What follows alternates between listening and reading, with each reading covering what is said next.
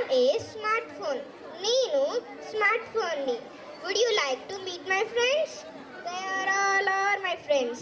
వాళ్ళందరూ నా మిత్రులే.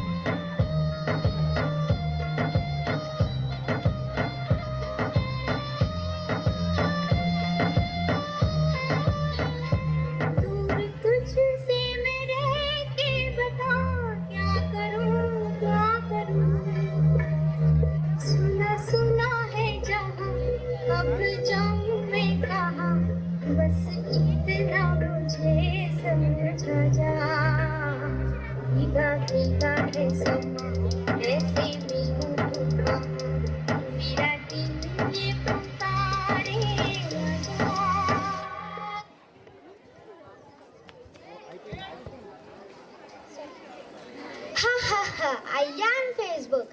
నేను ఫేస్బుక్ని.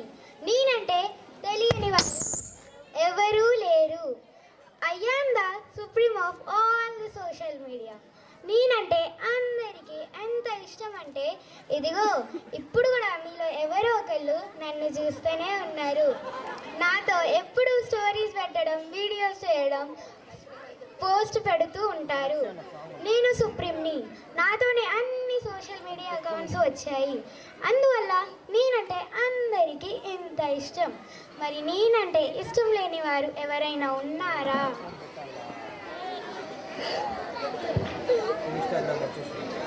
హాయ్, నేను ఇన్స్టాగ్రామ్.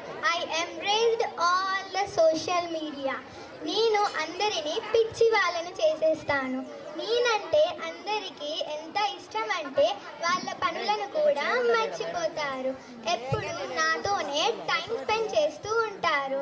అసలు వాళ్ళు ఏం చేస్తారో వాళ్ళకే తెలియదు.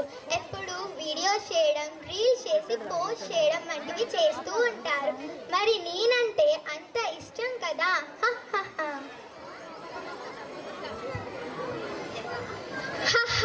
నేను వాట్సాప్ని. ఈ ప్రపంచానికి సుప్రీం కమాండర్ని.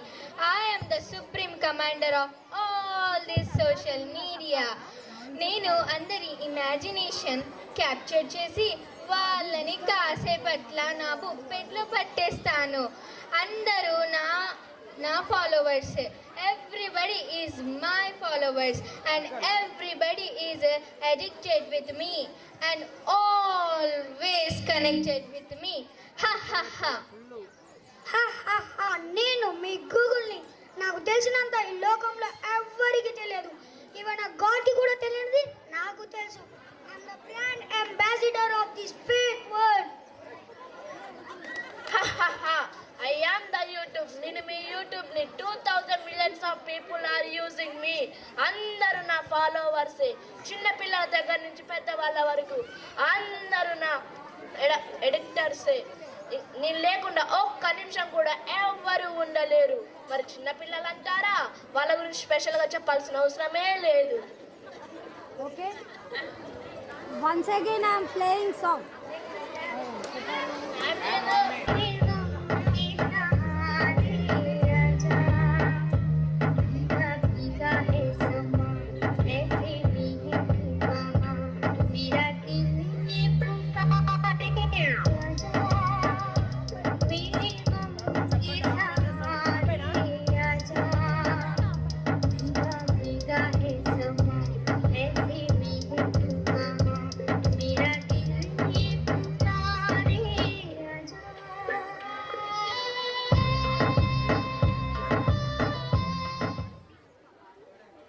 ఓకే, చూసారు కదా సోషల్ మీడియా యాప్స్ ఎలా ఉన్నాయో.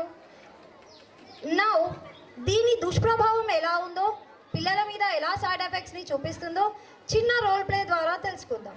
Let's invite a small family. Mom వినండి. What? I have some doubts, please explain నా. ఏంటి మనోజ్ఞ ఎప్పుడు డౌట్స్ అంటావు? టీచర్ చెప్పేది వినవా? అసలు క్లాస్లో ఉంటావా నువ్వు? డౌట్స్ అడగకుండా మొబైల్ ఫోన్ పక్కన పెట్టి ముందు చదువుకో, అప్పుడు క్లియర్ అయితే.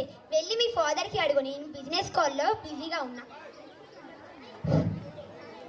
Dad dad please explain these doubts నా. సారీ మా, నేను కూడా చాలా బిజీగా ఉన్నాను. ఇప్పుడు ఆఫీస్కి వెళుతున్నాను. వచ్చాక ఎక్స్ప్లెయిన్ చేస్తా. అప్పటిదాకా వెళ్ళి ఫోన్ చూసుకో, లేదా మీ అక్కని అడుగు.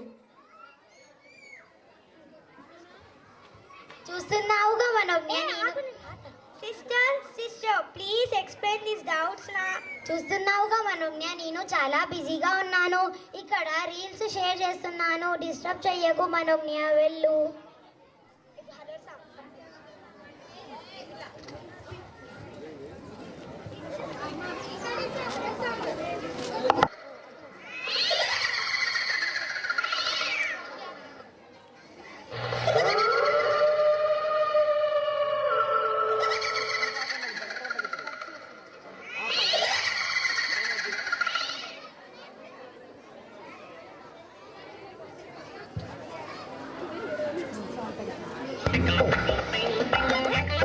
ज्यादा चॉकलेटी, ज्यादा मस्ती, नया Cadbury James.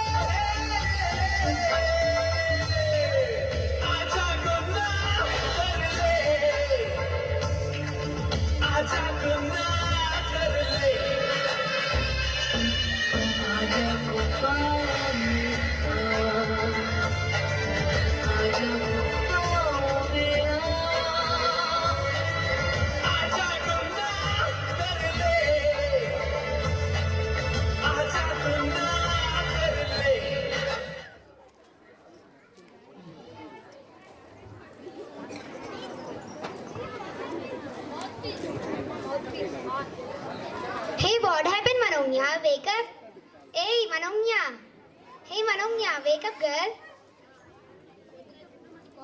Hello. Yes please. Doctor, అవును, మీరు క్లినిక్లో ఉన్నారా? ఉన్నాను.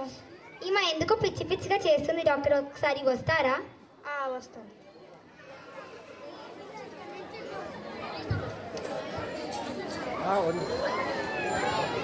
ఆన్లోనే ఉంది సార్. హలో డాక్టర్, యాస్, మీరు క్లినిక్లో ఉన్నారా? ఉన్నా.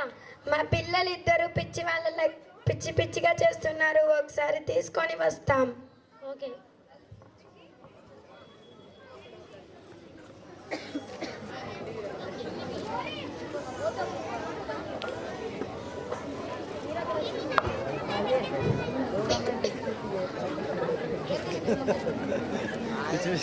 I am doctor వాసంత, న్యూయరాలజిస్ట్. ఏమైంది? కళ్ళు తిరిగి పడిపోయింది డాక్టర్.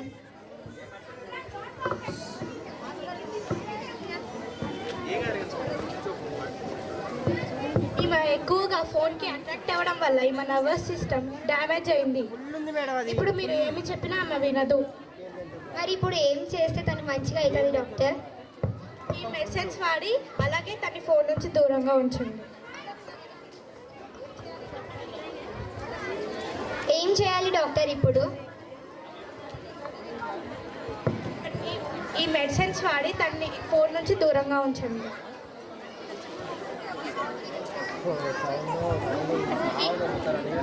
Thank you doctor.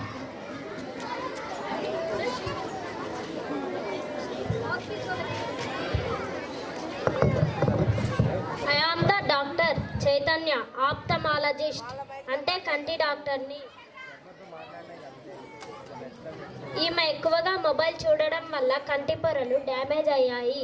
నువ్వు ఇక్కడ అందువల్ల సాధారణంగా ఉండాల్సిన మా కళ్ళు చిన్న చిన్నగా మెల్ల కన్నుల్లోకి మారిపోయాయి. ఇప్పుడు అది తగ్గాలంటే ఏం చేయాలి డాక్టర్? ఈ సమస్యకి పరిష్కారం ఈ మెడిసిన్స్ వాడుతూ ఫోన్ నుంచి దూరంగా ఉంచండి. Thank you doctor.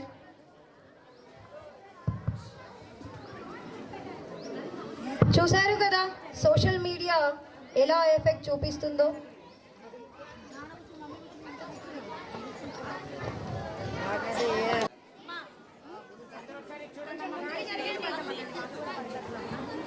ఈ పిక్చర్స్ని ఐడెంటిఫై చేయండి పేరెంట్స్. సో ఎలా నార్మల్ ఐస్ డిఫరెంట్గా చేంజ్ అవుతున్నాయి.